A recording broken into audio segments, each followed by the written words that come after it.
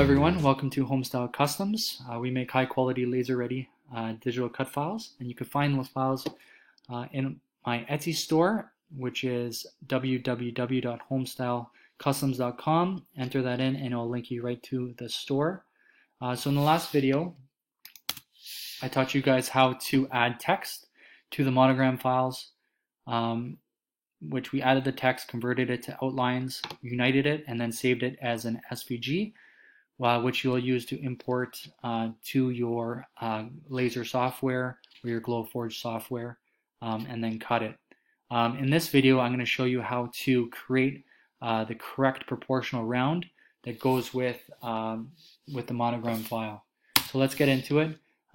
Let's go back to the Emily floral monogram that we created last time. So if you select that, you'll see the width and the height of the actual graphic, and that's not going to help you much with determining the size of a round that you need. So what you want to do is you want to go to this tool here, which is the measure tool. You could find this, I think it's sometimes under the eyedropper tool, but if you hold it down, you'll expose what's underneath. Click the measure tool, and what you want to do is you want to measure the diagonal on this. So click anywhere at the bottom there, pull it right to the diagonal on the top, and you'll see that in that info box, you'll see that it says 14 inches, which is right there. Okay, so now you know that the widest point of this image is 14 inches. So if you want it proportioned, it depends on how much of a border you want to show. I usually do an inch border and I think it looks great. That's the one I have in my example. So if you want an inch border all around, you're going to have to cut yourself a 16-inch round. So you could either buy a 16-inch round or you could cut one with a router. I usually cut my own. Or if you have the, I believe it's the Pro, you'll have the bypass, which you could cut these. I have the basic. And I can't, so I just bought a router and I cut it out using 1/2-inch Columbia Forest maple from Home Depot. I usually use that maple for everything. I find it's quite consistent, the price is good, and the quality is great as well. So now that we know that it's a 14-inch round, we're just going to create a new file. So you could punch in, because it's going to be a 16-inch round, you know that. You could do 18 inches by 18 inches. And this doesn't matter much because it's an SVG file. It doesn't have to have high resolution or anything. But keep the standard settings. Create that file, and you're going to get this. What you're then going to do is you're going to go to your tool here, where it's your shape tool. You're going to go down here where the circle, the ellipse tool, you could click the center and it's going to ask you what size circle you want. So we want a 16-inch by 16-inch circle. Click OK, and there it is. Throw it in the middle of the file that you created. It doesn't matter if it's centered anyways. Once it's exported as an SVG, it doesn't matter. But you want to do is you want to clear the fill. So no fill, you want a stroke, and I usually bring the stroke to 0.5. So now you have that round. All you got to do is file, save as, you could call it 16-inch round, save it on your desktop as an SVG, save, OK 1.1, that's fine, that works with Glowforge and majority of all laser software. So now you have your round.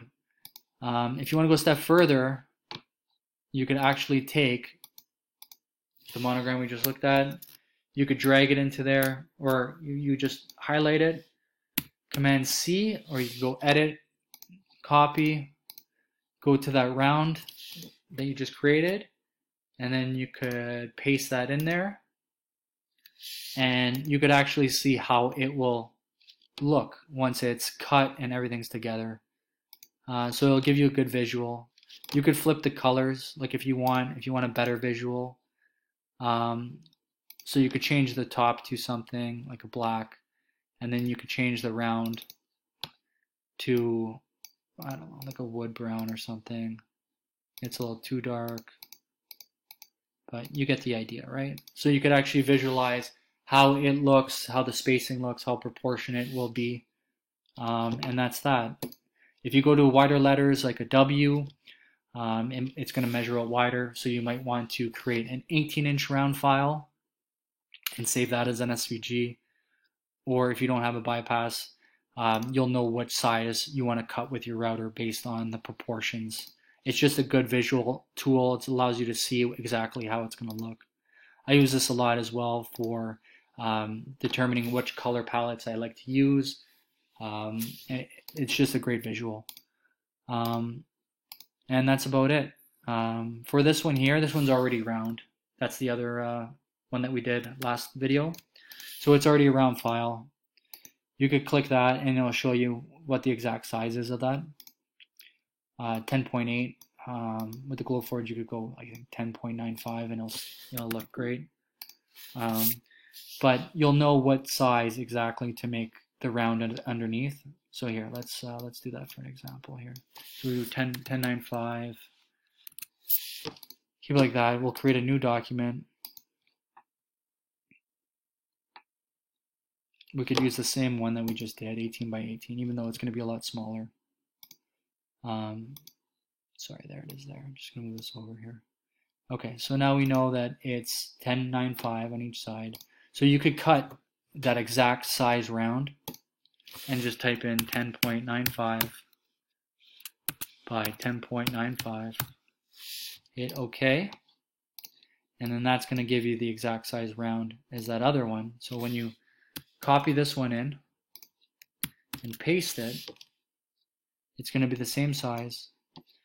What you could do here is to line them up perfectly, so you have both graphics here. What I do is I highlight everything. You go to your align tools to align it horizontally, and then you could align it vertically and then align it horizontally. And that's just going to create like the perfect size backing for you. If you want, you could create a backing that's a little bit bigger. So if you went to, say, 12.95, it's going to give you an inch border all the way around because you added 2 inches to the total, and then just line it up horizontally, vertically. It's going to put it right in the middle. So you could then visualize what it's going to look like. So here, let's do that. So we'll select the top one first. We'll actually make this one black. And then we can select the bottom one. Oops, I didn't mean to do that. We'll change the fill to a light brown. And you could actually see how that's going to look. So you get an inch around. Again, it's just a great visual. If you want that round underneath, oops, which was this one, change it back to 10.95. Round. Clear the fill, so you just have the stroke. Change the stroke down to 0.5, and then save that as an SVG, and we'll call it round monogram backing. And this is the one that is the perfect size for it. So save.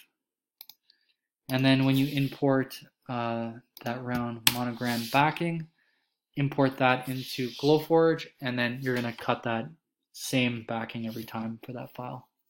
Okay, I hope that helped everyone. If you have any questions, find me on Facebook in the Glowforge groups. My name is Matthew DeClercq. Also, you could send us an email at info@homestylecustoms.com. If you have used our products, please review us on Etsy, favorite our shop. It helps so much, and I appreciate every single one of you that do it. And if you don't, I understand. Shoot me an email, and I'll see if I could help you out with anything that you need. Thank you very much for your time. Have a good one.